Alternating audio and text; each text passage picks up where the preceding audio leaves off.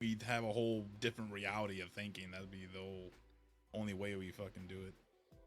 Uh, Another crazy thing I saw, and it goes back to that herd mentality, was they did like 30 studies, and what they did was they hired 19 actors to sit in a classroom, and then one person was the experiment. And so one person was in this room at a desk.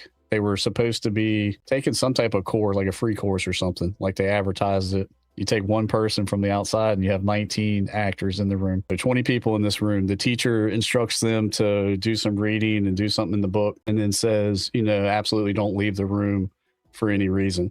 Teacher leaves the room.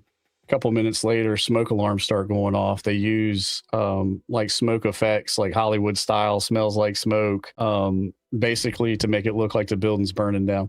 Do you know the 20 times that test was given, that all 20 times the one person would have died of asphyxiation, because the 19 actors acted like nothing was wrong. They sat down at the desk. They ignored the fire alarm. They ignored the smoke. The one person, you could see him 20 times. You could see the person like, don't see this shit. And they looked around at the room, and none of the rest of the room was reacted. So they put their head down and they kept doing the work. Out of the 20 times, all 20 would have died. One person out of the 20 did stand up. And the person, when they interviewed him, he was a musician and an artist.